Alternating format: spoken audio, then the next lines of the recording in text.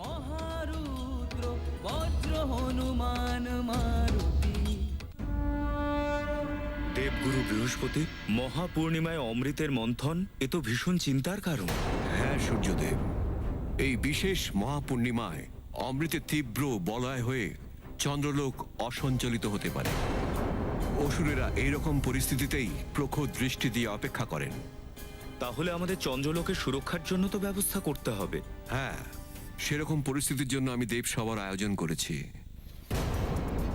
চন্দ্রলোককে বাকি গ্রহদের প্রভাব থেকে সুরক্ষিত করে রাখতে হবে, কারণ গ্রহমণ্ডলে তো অসুর গ্রহ রাহু আর কেতুও থাকেন, আর শুক্রাচার্যের মতন যেমন দৈত্যগুরুও থাকেন।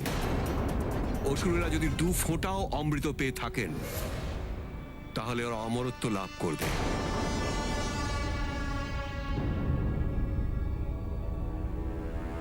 এটাই হলো শেষ সুযোগ, চন্দ্রলোকের ভারসাম্যহীনতার লাভ তোমাকে এবং সমগ্র অসুরকুলকেই তুলতে হবে। অমৃত প্রাপ্তি তোমার পরম উদ্দেশ্য হওয়া উচিত। প্রণাম দৈত্যগুরু, প্রণাম লঙ্কেশ। তো আপনি এই মহাপূর্ণিমার জন্য বিশেষ পরিকল্পনা করছেন লঙ্কাপতি, কিন্তু মনে রাখবেন দেবতারা অমৃত সুরক্ষার জন্য বিশেষ পরিকল্পনা করছে। এর জন্য ওনারা দেবলোকে বিশেষ সভা পরিকল্পনা করেছে, কিন্তু কি? কিন্তু এটাই, গ্রহমণ্ডলের সব গ্রহদের আমন্ত্রণ করা হয়েছে। শুধু আমি, কেতু আর দৈত্যগুরু শুক্রাচার্যকে আমন্ত্রণ করা হয়নি। অপমান, এটা আপনার চরম অপমান গুরুদেব। এত দুর্ধৃষ্টতা এই দেবতাদের! এই দেবসভার সমস্ত সংবাদ আমাদের পেতেই হবে। আর এটার জন্য উপযুক্ত এটাই হবে দেবতাদের সভা ভঙ্গ করার পরিকল্পনা।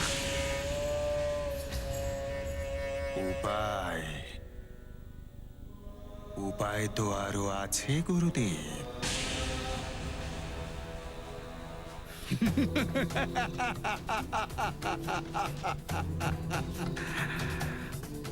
আমি ভালো করে জানি আমার কি করা উচিত আর কি করতে হবে।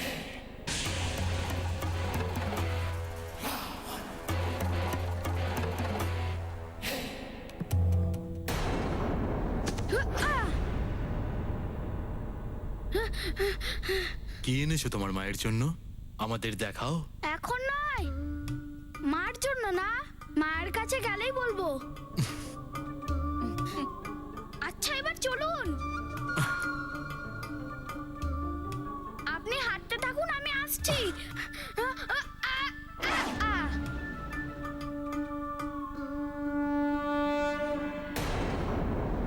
একটু বিশ্রাম করে নাও, তোমার মনটাও শান্ত হবে।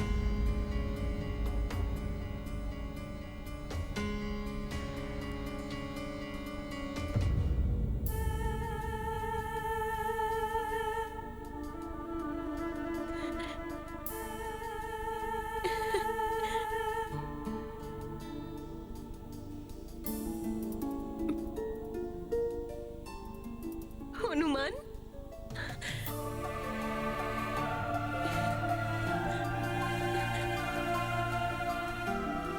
হনুমান, কোথায় যাওয়ার জন্য এত প্রস্তুত হচ্ছ?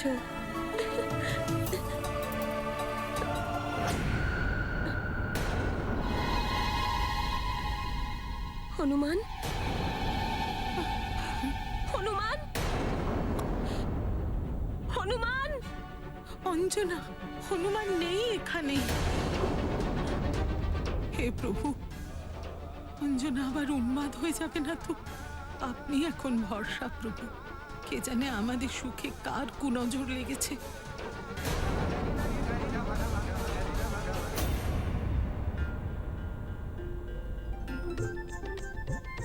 কি আছে ওতে?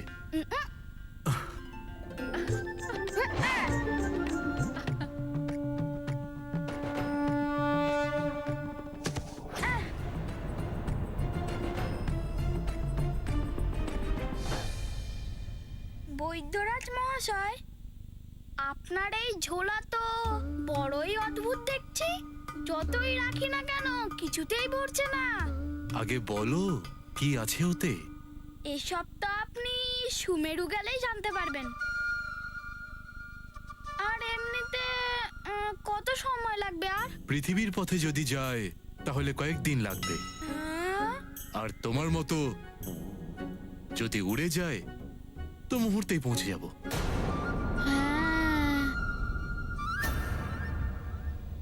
এরকমটা তো আমি ভাবিনি কখনো রাহু। তাহলে ভাবুন, আপনি তো একজন ন্যায়ের দেবতা। আপনার অসীম শক্তির কাছে তো কেউই টিকতে পারে না। তাহলে আপনি গ্রহাধিপতি কেন হচ্ছেন না? এখানে অমৃত সুরক্ষার সব দায়িত্ব আপনাকে না দিয়ে চন্দ্রদেবকে দেওয়া হয়েছে। চন্দ্রের ওপর শনির প্রভাব ফেলতে হবে। ওনাকে চন্দ্রদেবের বিপক্ষে উস্কিয়ে দিয়ে ভালোই মজা হবে। আমার তো এটাই মনে হচ্ছে যে এই গ্রহমণ্ডলে কি আপনাকে যে কোনো জায়গায় কেউই সম্মান করে না।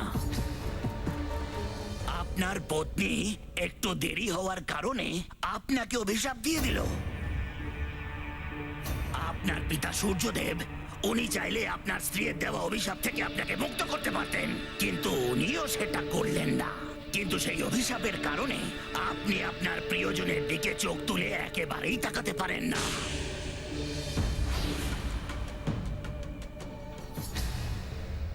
রাহু, তুমি আমাকে বিপথে চালানোর চেষ্টা করো না। আমার কর্ম আমি ভালো মতন জানি। রাবণকে গিয়ে তুমি বলে দাও যে ত্রিদেব আমাকে যে দায়িত্ব দিয়েছেন তা পালন করার থেকে কেউ আমাকে আটকাতে পারবে না। আমার পথ থেকে কেউ আমাকে বিপদগামী করতে পারবে না। মনে হচ্ছে এত কিছু করেও কোনো লাভ হলো না। উনি আবার ক্রোধিত হয়ে আমার উপরে কুদৃষ্টি না দিয়ে দেন। এবার চন্দ্রদেবকে বিভ্রান্ত করার সময় এসে গেছে।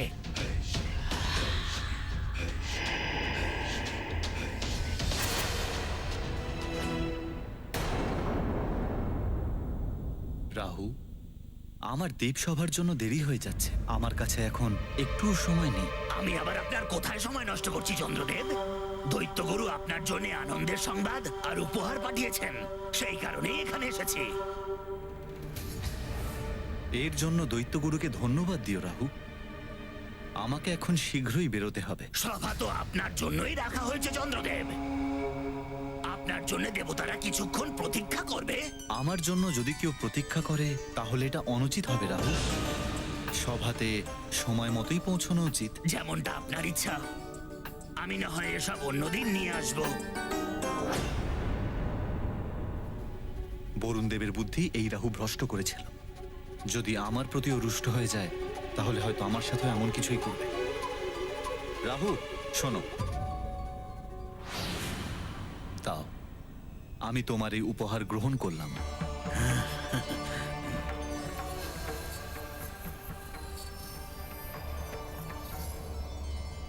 এই উপহারগুলো থেকে আবরণটা সরান দেবী।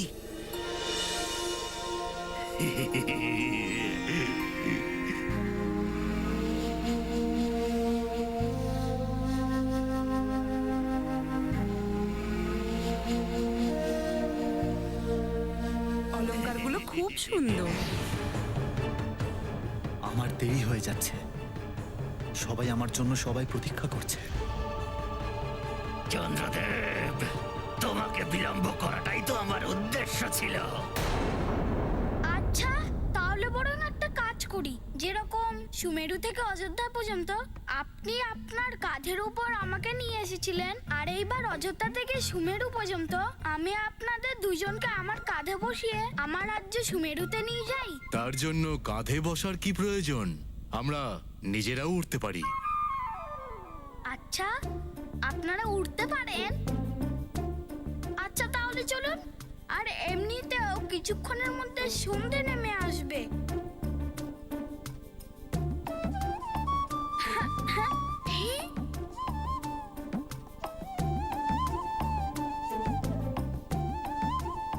চলুন। হ্যাঁ, আমরা কিছুক্ষণের মধ্যেই সুমেরু পৌঁছে যাব।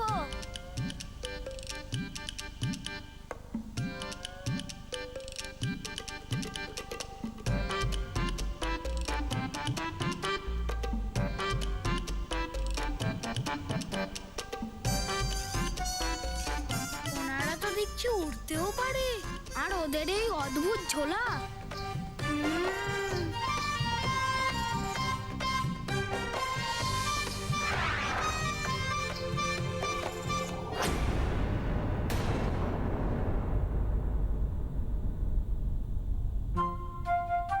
কি হলো হনুমান? আমাদের শীঘ্রই পৌঁছতে হবে, থামলে কেন?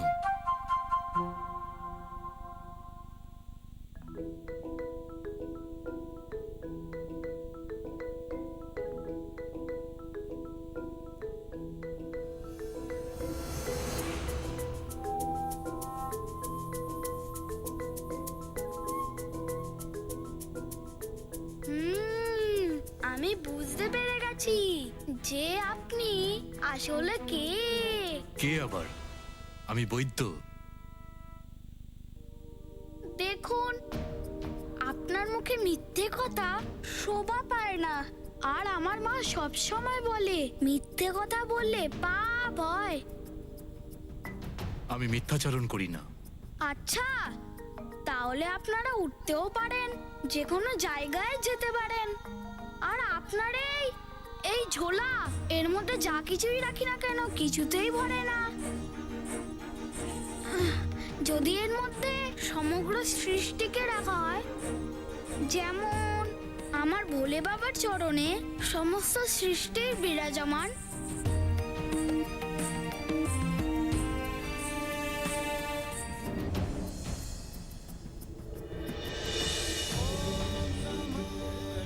আপনি আমার ভোলে বাবা, তাই না? আর আপনি তো পার্বতী মাতা, তাই না? বলুন না।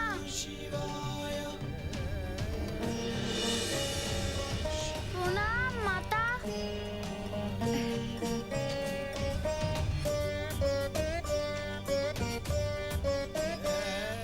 ভক্তের হৃদয় থেকে আপনি নিজেকে কিভাবে লোকাবেন ভগবান? তিনি মহাদেবী হোক বা নারায়ণ, হনুমান, তুমি একদম ঠিক চিনেছ। ইনি তোমার ভোলে বাবা।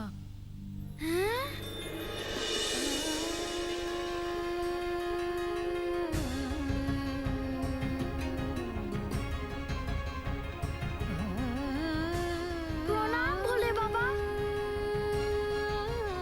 প্রণাম মাতা। আর হনুমান, উনি মিথ্যাচারণ করেননি। উনি জগতের বৈদ্য। উনি তোমার উপচার করেছেন, আর তোমার প্রভু রামেরও উপচার করেছেন। হনুমান, তোমায় যে উদ্দেশ্যে নিয়ে যাওয়া হয়েছিল তা পূর্ণ হয়েছে।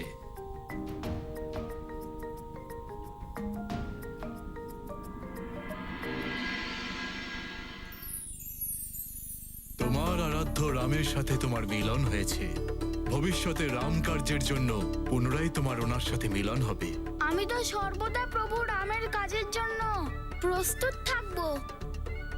হ্যাঁ হনুমান, কিন্তু এখন তোমায় সুমেরু ফিরে গিয়ে তোমার পুত্র হওয়ার কর্তব্য পালন করতে হবে।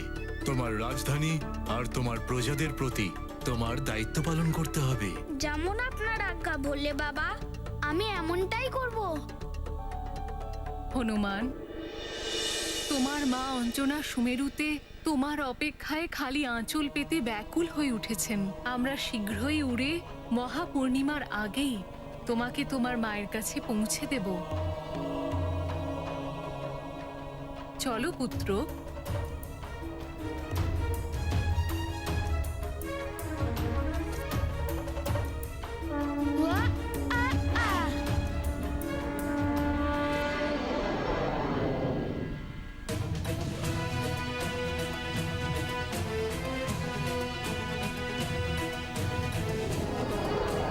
ওই যে আমার সুমেরু রাজ্য। এবার খুব শীঘ্রই আমার সাথে আমার মায়ের দেখা হবে।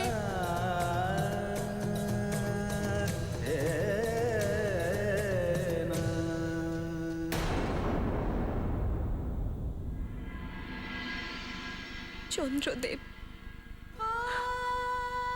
আপনি আমার হৃদয়ের কষ্টকে অনুভব করে আমাকে আমার হনুমানের দর্শন করিয়েছিলেন।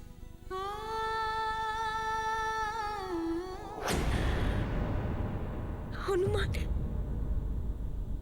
হনুমান না, আমি কন্যা। সামলাও তুমি নিজেকে, এতটা বিচলিত হয়েও না। তাহলে আমি মহারাজ কিশোরীকে কি জবাব দেব যে ওনার অনুপস্থিতিতে অঞ্জনার কি হলো?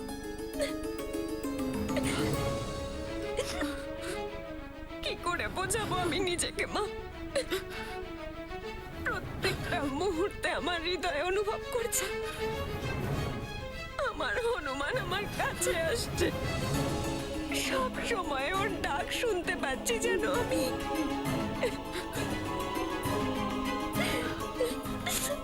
আমি তোমার মনের ব্যথা বুঝতে পারছি অঞ্জনা। যে মনের খুব কাছাকাছি থাকে সে দূরে থেকেও নিজের উপস্থিতির আভাস দেয়।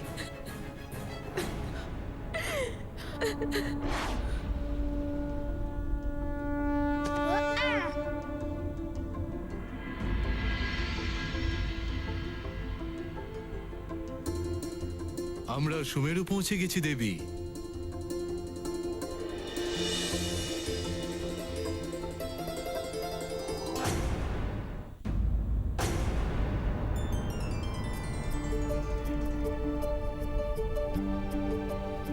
মা, যে যাই বলুক, আমার মন বলছে আমার হনুমান আমার কাছে আসছে।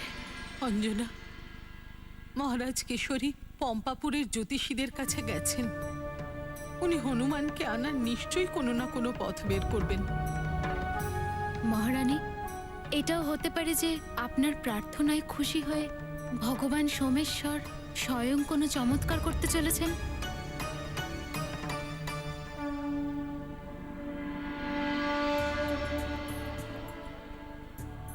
মনে হচ্ছে আজকেই যেন উনি কিছু একটা করবেন। আমার হনুমান এখানেই কোথাও আছে, আমি ওর পদধ্বনি শুনতে পাচ্ছি। মা, হনুমান,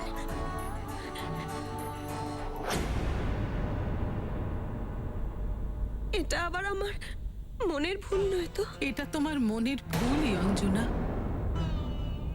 হনুমান তো বৈদ্যরাজের সঙ্গে কোথায় আছে কে জানে। মা তুমি কোথায়?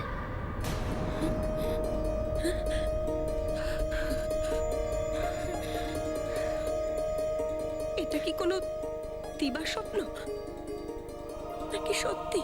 মা, হনুমান,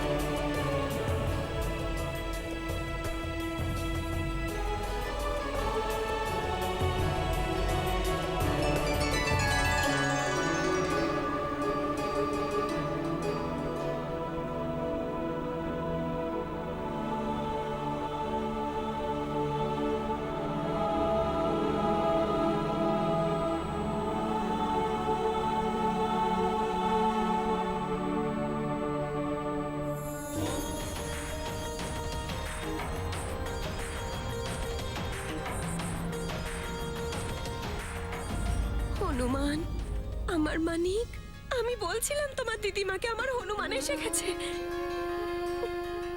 আর দেখো, ভগবান সোমেশ্বর তোমাকে ঠিক পাঠিয়ে দিলেন। ধন্যবাদ গৌরীর গাভী।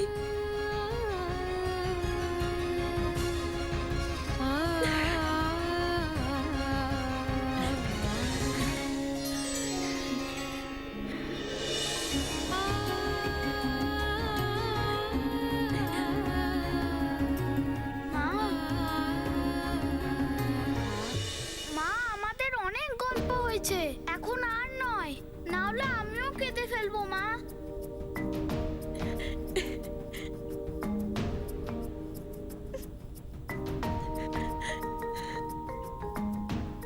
আমার তো এখনো নিজের দৃষ্টিকে বিশ্বাস হচ্ছে না।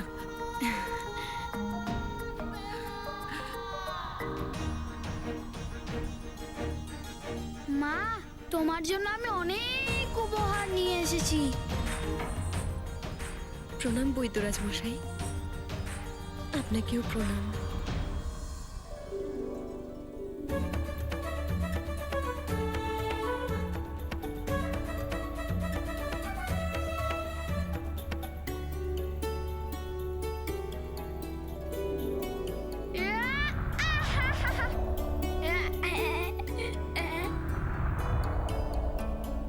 মা, তুমি কি এটা জানো? এই ফুলের গন্ধ এতটাই যে সুমেরু থেকে অযোধ্যা পর্যন্ত। আসার সময় পথ থেকে বিশেষভাবে তোমার জন্য বেছে বেছে এই ফুলগুলো নিয়ে এসেছি।